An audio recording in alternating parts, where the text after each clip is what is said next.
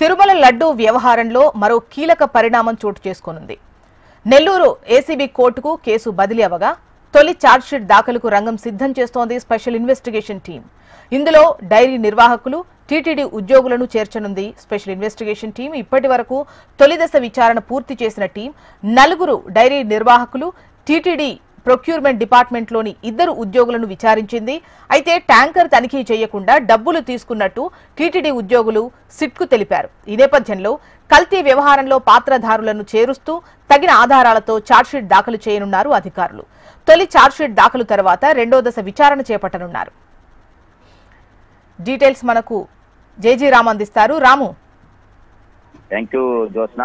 తిరుమల శ్రీవారి లడ్డు కల్తీ కేసు విషయంలో మనం చూసుకున్నట్టయితే సిట్ ఏదైతే ఉందో మొదటి ఛార్జ్ షీట్ కూడా వేసేటువంటి సిచ్యువేషన్ తెలుస్తుంది. అయితే ఇప్పటికే కూడా ఇందులో దాదాపు 4 కూడా అరెస్ట్ అయ్యారు. డైరీ నిర్వాహకులు ఎవరైతే ఉన్నారో వారితో పాటు కూడా తిరుపతి దేవస్థానానికి సంబంధించినటువంటి ఉద్యోగులు ఇందులో నిందితులు కూడా చేర్చారన్నట్టు కూడా మనకు తెలుస్తుంది. అంటే ప్రత్యేకించి మనం చూసుకున్నట్టయితే ఈ యొక్క నెల్లూరు అవినీతి నిరోధక శాఖ కోర్టులో కూడా ఈ యొక్క నిందితులకు బెయిల్ పిటిషన్ పై కూడా సోమవారం పూర్తిగా విచారణ అయితే జరిగింది. ఈ విచారణ నేపథ్యంలో మనం చూసుకున్నట్టయితే ఈ యొక్క న్యాయమూర్తి ఈ యొక్క విచారణకు సంబంధించి బెయిల్ కోరినటువంటి నేపథ్యంలో కూడా మరో వారానికి కూడా దాన్ని వాయిదా వేసినట్టు సిచ్యువేషన్ తెలుస్తుంది. అంటే సిట్ విచారణ కొనసాగేటువంటి క్రమంలో కూడా మరో 2 ఛార్జ్ షీట్లు దాఖలయ్యేటట్టు కూడా మనకు ఇక్కడ తేటతెల్లం అయ్యేటటువంటి సిచ్యువేషన్ ఉంది.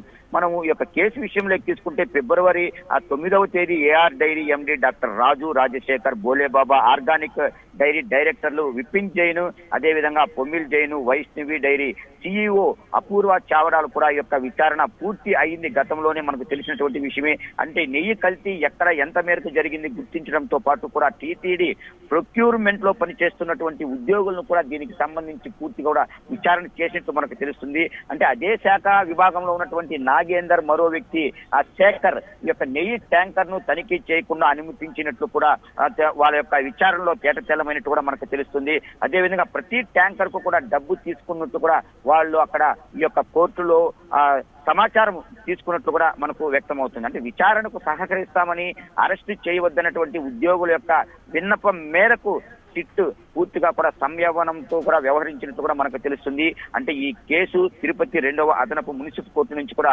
నెల్లూరు ఈ యొక్క అనిశాకు కోర్టు బదిలీ చేసినటువంటి క్రమంలో కూడా తగిన ఆధారాలతో ఛార్జ్ షీట్ సమర్పించినట్టు తెలుస్తుంది. పూర్తిగా కూడా ఈ యొక్క సిట్ విచారణ మనం చూసుకున్నట్టయితే ఆ తిరుపతిలో దాదాపు 4 కూడా తీసుకొని ఈ యొక్క డైరీకి సంబంధించిన నిర్వాహకులు ఎవరైతే ఉన్నారో వాళ్ళని పూర్తిగా కూడా ఇక్కడ వివిధ కోణాలలో కూడా వాళ్ళని దర్యాప్తు చేసినట్లు తెలుస్తుంది.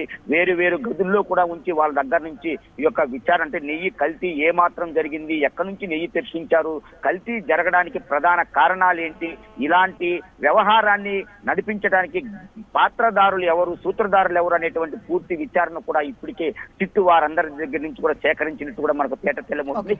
ఏది ఏమైనప్పటికీ కూడా ఇది నెల్లూరు ఏసీబీ కోర్టుకు కూడా వెళ్లడం జరిగింది. అక్కడ పూర్తిగా కూడా విచారణ జరుగుతూ ఉంది. అటు తర్వాత ఈ యొక్క దీనికి సంబంధించినటువంటి పూర్తి విచారణ కూడా జరిగి త్వరలోనే రాష్ట్ర ప్రభుత్వానికి కూడా దీని మీద పూర్తి నివేదిక కూడా ఇచ్చేటువంటి సిచ్యువేషన్ అయితే కనపడుతోంది. జ్యోత్స్న. రైట్ రాము.